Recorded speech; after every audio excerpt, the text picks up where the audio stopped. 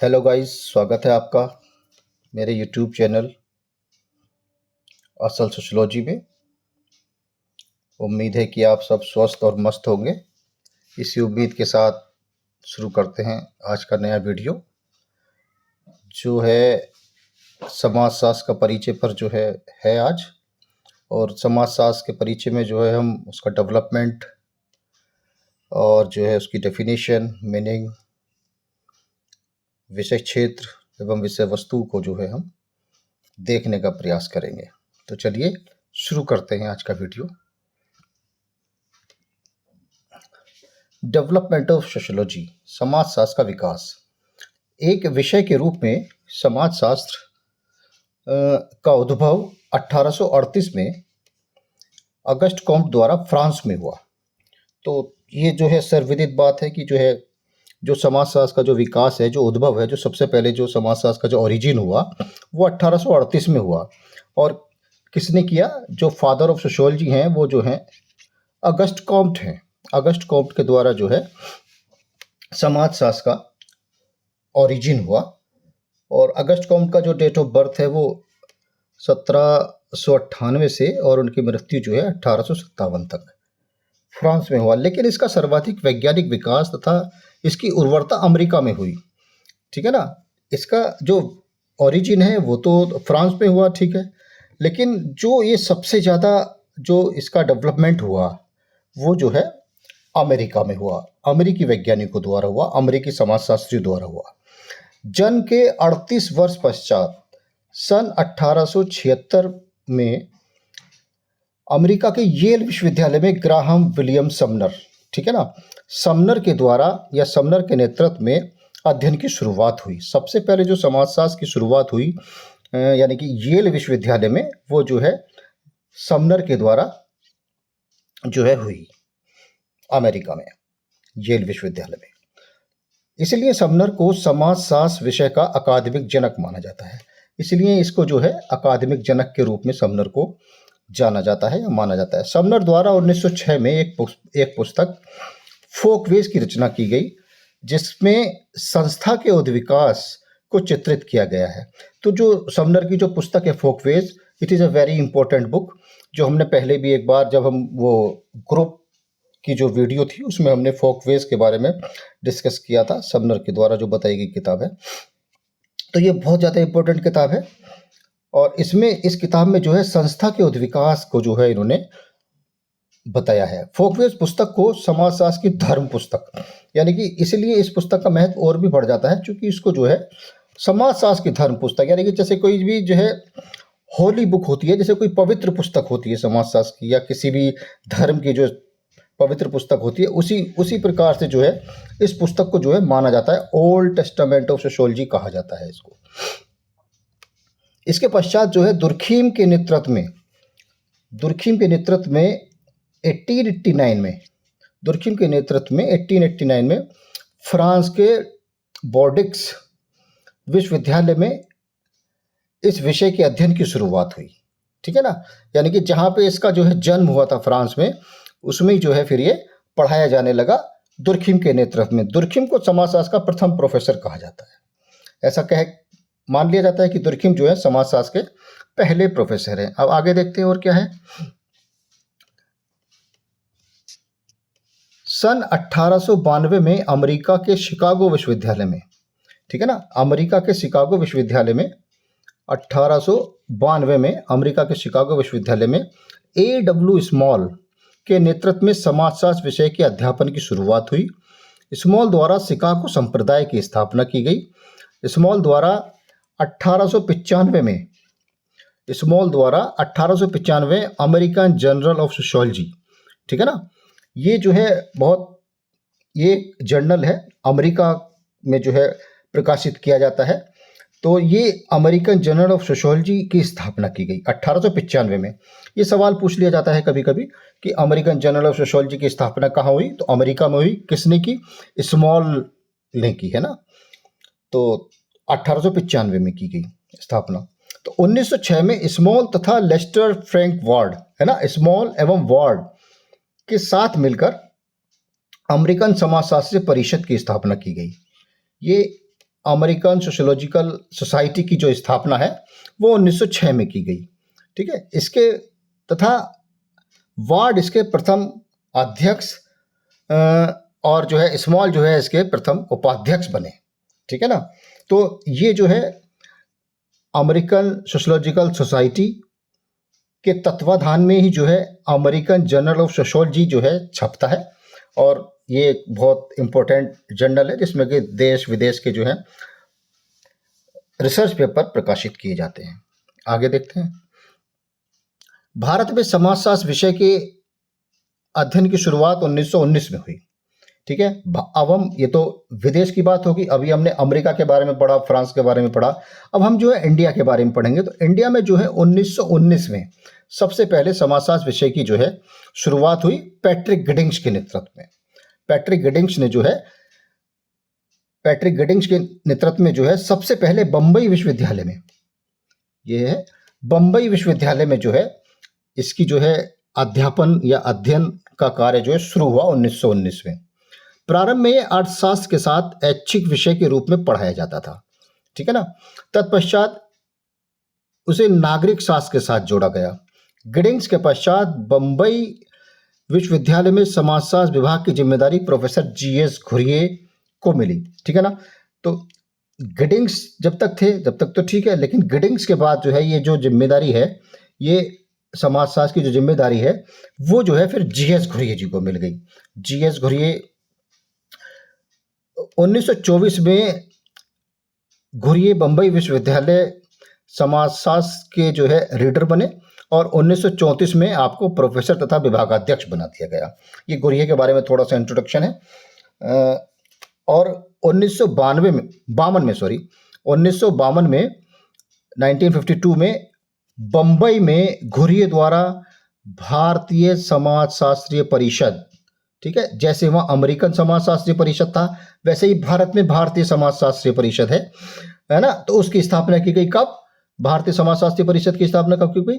1992 में की गई, है ना। इंडियन सोशियोलॉजिकल सोसाइटी, ISS कहते हैं इसको जो है ISS यानी कि इंडियन सोशियोलॉजिकल सोसाइटी के नाम से जो है इसकी स्थापना हुई, और जिससे सोशियोलॉजिकल बुलेटिन, ठीक है ना, यानी कि ये जो इंडियन सोशियोलॉजिकल सोसाइटी है इसी के तत्वाधान में जो है एक जर्नल प्रकाशित किया जाता है जिसका नाम है सोशियोलॉजिकल बुलेटिन नामक पत्रिका प्रकाशित की जाती है। अधिकांश विद्वानों द्वारा घुरिये को भारत में समाजशास्त्र का पिता कहा जाता है, ठीक है ना। अगर इंडिया में समाजशास्त्र का जनक अगर कोई है तो वो जीएस घुरिये जी हैं, क्योंकि जीएस घुरिये जी ने जो है भारतीय समाजशास्त्री परिषद की स्थापना की।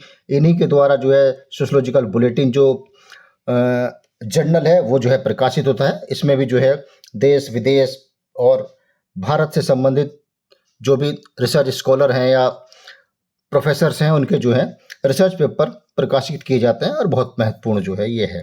और ISS जो है वो जो है यानी कि जितने भी भारत में समाजशास्त्री हैं या देश विदेश के समाजशास्त्री हैं वो जो है इससे जुड़े हुए भी हैं, और इसको जो है निरंतर जो है इसको आगे बढ़ाने का प्रयास समाजशास्त्र के क्षेत्र में कर रहे हैं। आगे देखते हैं क्या है। अब ये तो बम्बई के बारे में था, मुंबई के बारे में था। अब हम देखते हैं उत्तर प्रदेश में प्रोफेसर BN शील, है ना। उत्तर प्रदेश में प्रोफेसर BN शील के प्रयास से 1921 में लखनऊ विश्वविद्यालय में समाजशास्त्र विभाग की स्थापना की गई साहब, ठीक है। अब जो 1921 है ये हमारे उत्तर प्रदेश के लिए महत्वपूर्ण है, क्योंकि 1921 में जो है लखनऊ विश्वविद्यालय में समाजशास्त्र विभाग की स्थापना हुई, और राधा कमल मुखर्जी इस विभाग के प्रथम अध्यक्ष बने, और RK मुखर्जी कहते हैं इनको, राधा कमल मुखर्जी को। तो ये जो है जब विभाग की स्थापना हुई प्रोफेसर BN शील द्वारा 1921 में, तो इसके जो प्रथम अध्यक्ष हैं, है ना, इस विभाग के जो प्रथम अध्यक्ष हैं और राधा कमल मुखर्जी को बनाया गया। 1955 में आपको लखनऊ विश्वविद्यालय का कुलपति नियुक्त किया गया, यानी कि जो अध्यक्ष बनने के बाद 1955 में राधा कमल मुखर्जी को जो है लखनऊ विश्वविद्यालय का कुलपति जो है नियुक्त किया गया, उनको वाइस चांसलर बना दिया गया। 1958 में सेवा मुक्त होने के पश्चात आपके द्वारा लखनऊ में JK institute of human relation and sociology की स्थापना की गई। ये महत्वपूर्ण है ना। ह्यूमन रिलेशन एंड सोशोलॉजी की स्थापना आर के मुखर्जी द्वारा लखनऊ में ही की गई। इसके अलावा अन्य संस्थान है जहाँ पर जो है समाजशास्त्र का अध्यापन कार्य किया जाता है और बहुत ही वृहद स्तर पर, युद्ध स्तर पर, और यहाँ के बड़े बड़े समाजशास्त्री जो हैं निकल करके आते हैं। जैसे कि पहला है Tata institute of social sciences Bombay, ये बहुत महत्वपूर्ण है और इसमें जो है लगातार समाजशास्त्र के क्षेत्र में या सोशल साइंस के क्षेत्र में जो है बहुत काम होता है। और दूसरा इंस्टीट्यूट है institute of social science Agra. Agra में भी जो है बहुत मतलब समाजशास्त्र का दबदबा रहता है। आगे देखते हैं, बिहार में पटना विश्वविद्यालय में डॉक्टर नर्वदेश्वर प्रसाद के नेतृत्व में 1953 में समाजशास्त्र विभाग की स्थापना की गई, है ना। नर्वदेश्वर प्रसाद हैं ये भी इम्पोर्टेंट हैं। और डॉक्टर प्रसाद द्वारा कुलीनीकरण की अवधारणा का प्रतिपादन किया गया तथा समाज में प्रचलित जातीय मिथक, है ना, जो भी जातीय मिथक होते हैं उनके आधार पर एक पुस्तक the myth of caste system की रचना की गई, है ना। तो ये जो किताब है नर्वदेश्वर प्रसाद जी की, ये है the myth of caste system. Important किताब है, ये भी कई बार जो है किसी भी कंपटीशन में पूछ ली जाती है। कुलीनीकरण से संबंधित है, कुलीनीकरण की अवधारणा से संबंधित है नर्वदेश्वर प्रसाद जी की किताब the myth of caste system. अब आगे हम देखते हैं समाजशास्त्र का अर्थ, ठीक है ना, मीनिंग ऑफ सोशियोलॉजी। तो समाजशास्त्र समाज का क्रमबद्ध अध्ययन करने वाला विज्ञान है, ठीक है ना। अब पहली लाइन में लिखा है कि जो समाजशास्त्र है वो जो है समाज का क्रमबद्ध अध्ययन करने वाला, यानी कि सोसाइटी का जो है क्रमबद्ध, यानी कि एकदम एक सिरे से, यानी कि सीरियल वाइज अध्ययन करने वाला है, यानी कि क्रम से अध्ययन करने वाला जो विज्ञान है उसको जो है हम समाजशास्त्र कहते हैं। अगस्ट कॉम्ट इसके जन्मदाता है, जैसा कि हमने अभी भी पहले भी बताया है। अगस्ट कॉम्ट इसके जन्मदाता है। इन्होंने ही सर्वप्रथम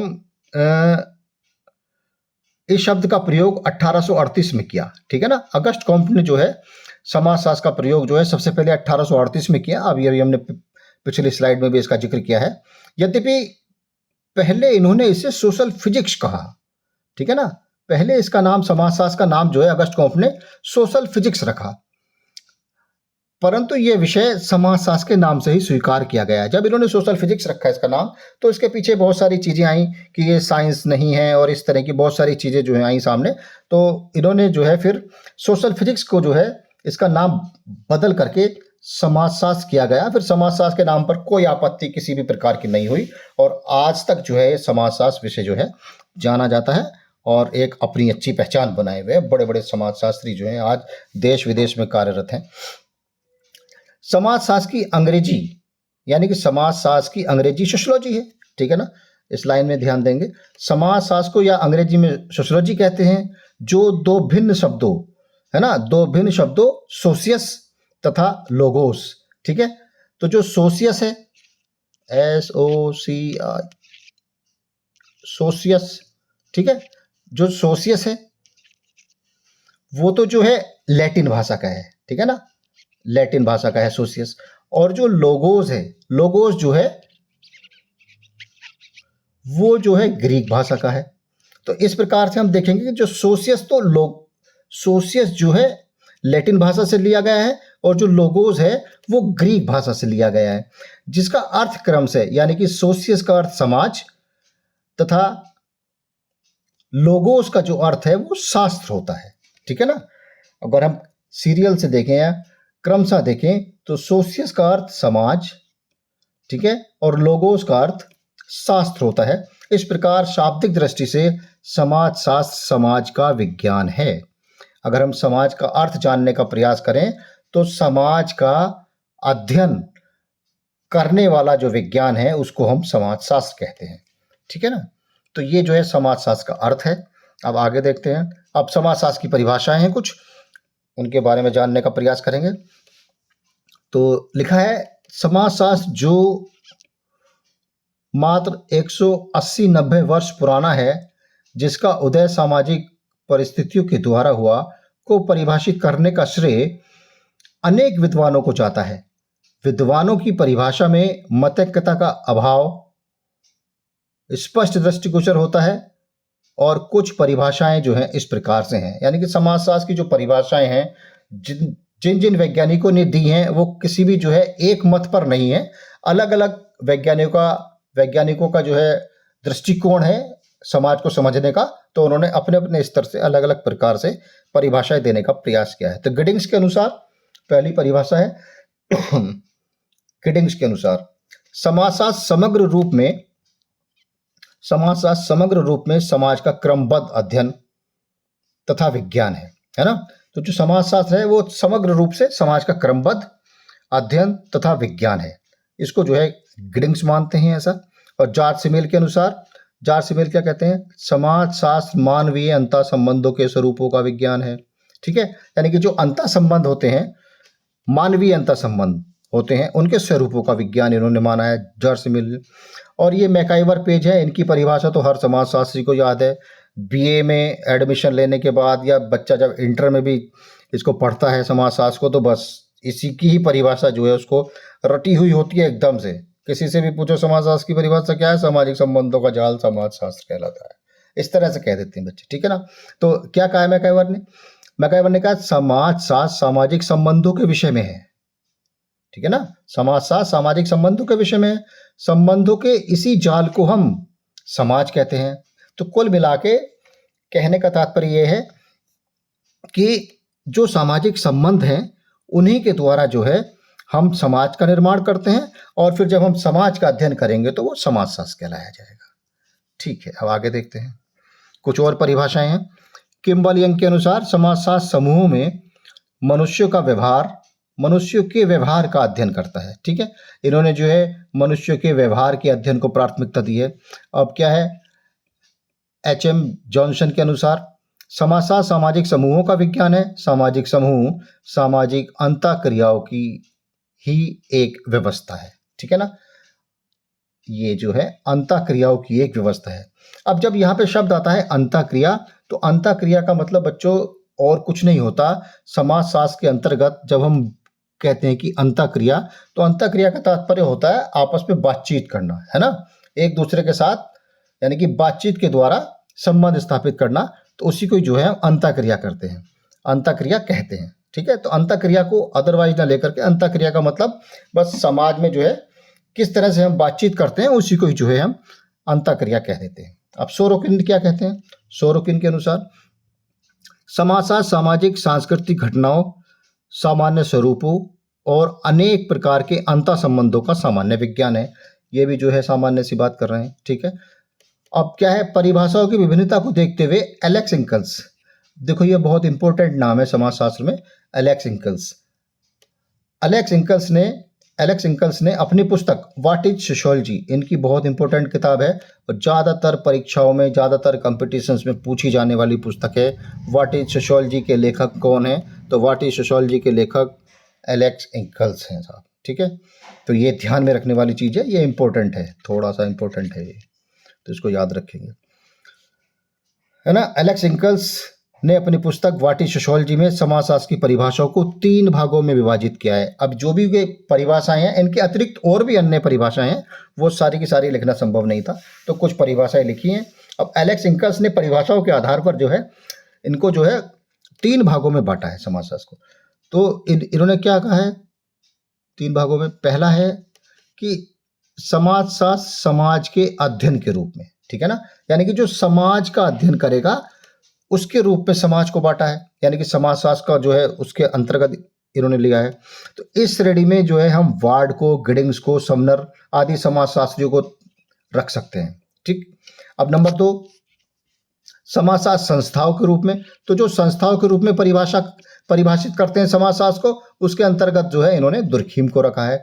तीसरा क्या है, समाजशास्त्र सामाजिक संबंधों के अध्ययन के रूप में, यानी कि सामाजिक संबंधों के अध्ययन के रूप में कौन कौन है, तो जैसा कि हमने अभी अभी पढ़ी है पीछे परिभाषा, मैकाइवर एवं पेज सबसे पहले आएंगे इसमें नाम, और एक नाम है क्यूबर, और भी होंगे अन्य नाम, उनसे कोई ज़्यादा मतलब नहीं है। तो बस, तो सामाजिक संबंधों के रूप में जो अध्ययन करते हैं वो जो है मैकाइवर पेज और क्यूबर हैं। तो ये जो है 3 जो भाग हैं, ये जो है एलेक्स इंकल्स ने जो है समाजशास्त्र को उनकी परिभाषाओं के आधार पर बांटा है। आगे क्या है, समाजशास्त्र का विषय क्षेत्र। विषय क्षेत्र का तात्पर्य उस सीमा से है जहां तक उस विषय की पहुंच है, ठीक है ना। तो जहां तक किसी भी विषय की पहुंच होती है वही उसका जो है विषय क्षेत्र होता है, वही उसका स्कोप होता है। समाज शास्त्र के विषय क्षेत्र के बारे में विद्वान एकमत नहीं है, क्योंकि क्योंकि समाजशास्त्र एक ऐसा लचीला विज्ञान है कि यह निर्णय करना कठिन है कि उसकी सीमा कहाँ प्रारंभ होती है और कहाँ समाप्त, ठीक है ना। तो समाजशास्त्र के बारे में ये नहीं कहा जा सकता है कि हाँ हम इसको जो है कुछ निश्चित सीमाओं में बांध सकते हैं, ठीक है, कि इसका दायरा समाजशास्त्र का जो है बस यहाँ तक है या यहाँ तक है, उसको नहीं बांट सकते हैं। इसकी जो सीमाएं हैं वो अनंत कह सकते हैं हम, है ना। कोई भी जो है, कोई भी वैज्ञानिक, कोई भी समाजशास्त्र की इसकी सीमाएं निर्धारित नहीं कर सकता है। तो समाजशास्त्र कहाँ सामाजिक मनोविज्ञान बन जाता है और सामाजिक मनोविज्ञान कहाँ समाजशास्त्र बन जाता है, इसको भी नहीं बताया जा सकता है। कहाँ अर्थशास्त्र का सिद्धांत या जीव शास्त्रीय सिद्धांत बन जाता है, ये भी नहीं बताया जा सकता है ना। तो ये सब इंटर डिपेंडेंट है, यानी कि समाजशास्त्र कब जो है मनोविज्ञान में बदल जाएगा, कब अर्थशास्त्र में बदल जाएगा, कब जीव विज्ञान में बदल जाएगा। तो ये सारे की सारी चीज़ें जो हैं और इसीलिए जो है समाजशास्त्र की जो सीमा है उसको हम निर्धारित नहीं कर सकते हैं, ठीक है। इसकी सीमाएं बहुत अनंत हैं, ये कह सकते हैं हम लोग।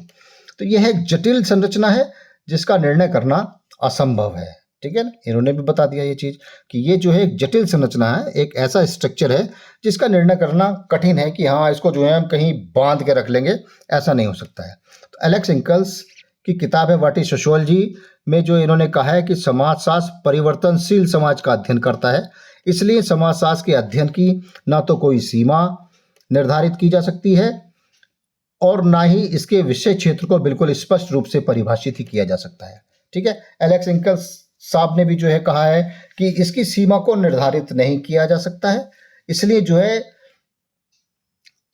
है इसकी कोई परिभाषा भी जो है एक सटीक परिभाषा भी नहीं हो सकती है ना। कोई समूह के द्वारा इसकी परिभाषा देता है, कोई सामाजिक क्रिया के द्वारा इसकी परिभाषा देता है, कोई सामाजिक संबंधों के द्वारा इसकी परिभाषा देता है। तो इसकी परिभाषाएं भी बहुत सारी हैं, है ना। तो उसी हिसाब से जो है इसका जो विषय क्षेत्र है वो अनंत है, इसको हम किसी भी खूंटे से या किसी भी एक दायरे में जो है बांध के नहीं रख सकते हैं। समाजशास्त्र का विषय क्षेत्र बहुत असीमित कह सकते हैं इसको, है ना, बहुत लार्ज है। आगे देखते हैं समाजशास्त्रीय संप्रदाय, ठीक है।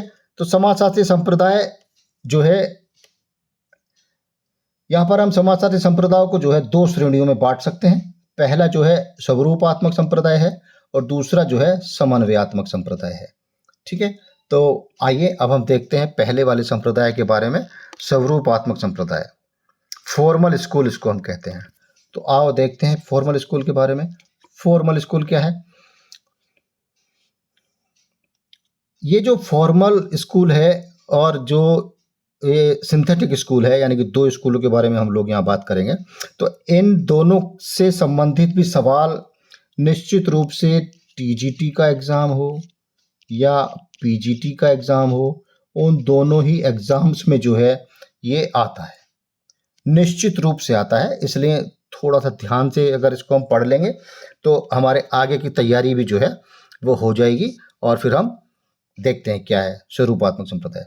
इस संप्रदाय के अधिकांश विद्वान जर्मनी के हैं।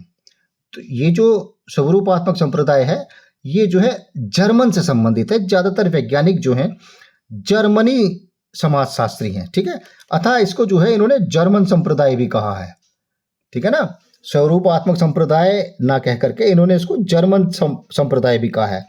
यह संप्रदाय समाजशास्त्रियों को एक विशेष विज्ञान बनाना चाहता है। तो इसकी सबसे बड़ी जो विशेषता है वो ये है कि ये जो है ना, ये विशेष विज्ञान बनाना चाहता है समाजशास्त्र को विशेष विज्ञान बनाना चाहता है, यानी कि स्पेशल, कुछ विशिष्ट या विशेष, कुछ अलग विज्ञान बनाना चाहता है। ये इसकी विशेषता है।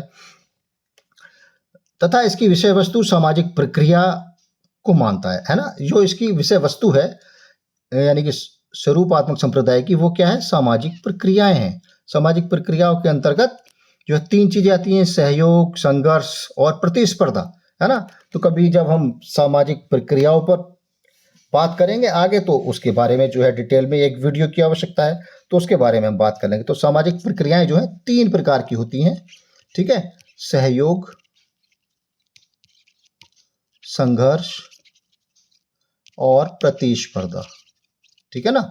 तो ये 3 प्रकार की जो है होती हैं, तो इनको हम कभी फिर बाद में डिस्कस कर लेंगे। तो इनका जो वो है विषय वस्तु इन्होंने जो है ये बताई है, सामाजिक प्रक्रियाएं जो है बताई हैं इन्होंने। अब हम देखते हैं आगे कि इस संप्रदाय के जनक जो है जर्मन विद्वान जॉर्ज सिमेल हैं।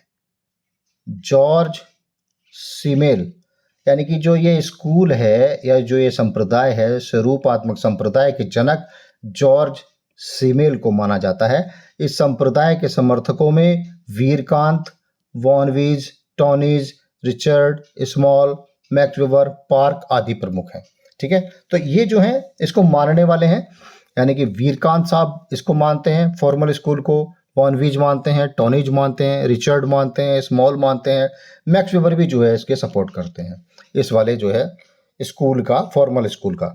अब इस विचारधारा से संबंधित समाजशास्त्रियों का मत है कि अन्य विज्ञानों जैसे राजनीति शास्त्र, मनोविज्ञान, अर्थशास्त्र, मानव शास्त्र, रसायन शास्त्र आदि के समान समाजशास्त्र भी एक स्वतंत्र एवं विशेष विज्ञान है, ठीक है ना। इन्होंने जो है इससे इस सब्जेक्ट की जो है इन सारे विषयों से जो है कंपेयर की और इसको भी जो है एक विशेष विज्ञान माना है। जैसे प्रत्येक विज्ञान की अपने कुछ विशिष्ट समस्याएं होती हैं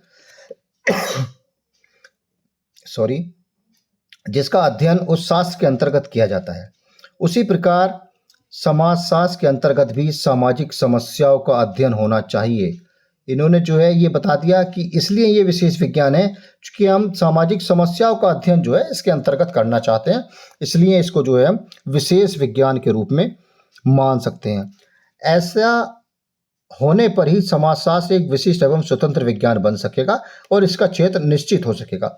अगर देखो इन्होंने जैसे कि इन्होंने बात कही कि सामाजिक समस्याओं का अध्ययन जो है अगर इसके अंतर्गत हो जाएगा, अगर करेंगे, तो ये फॉर्मल स्कूल के जो फॉलोवर्स हैं, जो इसको मानने वाले लोग हैं, वो सब कहते हैं कि सामाजिक समस्याओं का अध्ययन इसके अंतर्गत होना चाहिए। अगर ऐसा होगा तो ये जो है विशिष्ट एवं स्वतंत्र विज्ञान बन जाएगा, ठीक है ना। इनका ऐसा मानना है, ऐसा होने पर समाजशास्त्र एक विशिष्ट एवं स्वतंत्र विज्ञान बन जाएगा और इसका क्षेत्र निश्चित हो जाएगा। अब जैसा कि हमने अभी पहले पढ़ा है कि इसका कोई क्षेत्र निश्चित है ही नहीं, तो समाजशास्त्र के अंतर्गत केवल हम सामाजिक समस्याओं का ही अध्ययन करेंगे क्या? और भी बहुत सारी चीजें समाज के अंतर्गत है ना, तो और भी अन्य समस्याओं का भी अध्ययन जो है होना चाहिए। सामाजिक समस्याओं के साथ साथ और भी बहुत सारी चीजें हैं, उनका भी अध्ययन जो है समाज में होता है। तो अगर हमें निश्चित करना है समाजशास्त्र का विषय क्षेत्र, तो फिर तो हम केवल सामाजिक समस्याओं का ही अध्ययन कर ले मात्र, तब तो ये हो जाएगा। लेकिन ऐसा होना संभव है नहीं मेरे अकॉर्डिंग।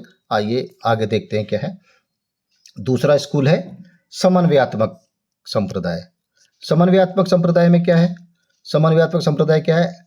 इस संप्रदाय के प्रमुख समर्थकों में दुर्खीम, हॉबहाउस, सोरोकिन, गिन्सबर्ग आदि का नाम विशेष रूप से उल्लेखनीय है, जो समाजशास्त्र को एक विशिष्ट विज्ञान बनाने के बजाय एक सामान्य विज्ञान बनाने के पक्ष में है, ठीक है ना।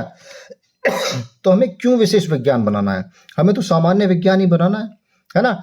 जरूरी नहीं कि हम केवल सामाजिक समस्याओं का ये अध्ययन करें, इसमें हमें और अन्य चीजें हैं जो समाज से जुड़ी हुई, जो समाज से संपर्क में है और जो समाज को जो है समाज में बहुत सारी चीज़ें आती हैं। जरूरी है सामाजिक समस्या ही आएंगी, और भी बहुत सारी चीज़ें समाज में आएंगी। तो उन सब समस्याओं का जो है, उन सभी चीज़ों का जो है उसमें जो है हम अध्ययन करेंगे। सामाजिक प्रक्रियाओं का अध्ययन करेंगे, सामाजिक संरचना का अध्ययन करेंगे, सामाजिक संस्थाओं का अध्ययन करेंगे, या केवल सामाजिक संस्थाओं का ही अध्ययन करेंगे। अगर हम सामाजिक समस्याओं का ही अध्ययन करेंगे तब तो ठीक है, उसकी जो सीमा है वो निश्चित हो जाएगी कि बस एक ही चीज़ का अध्ययन करना है।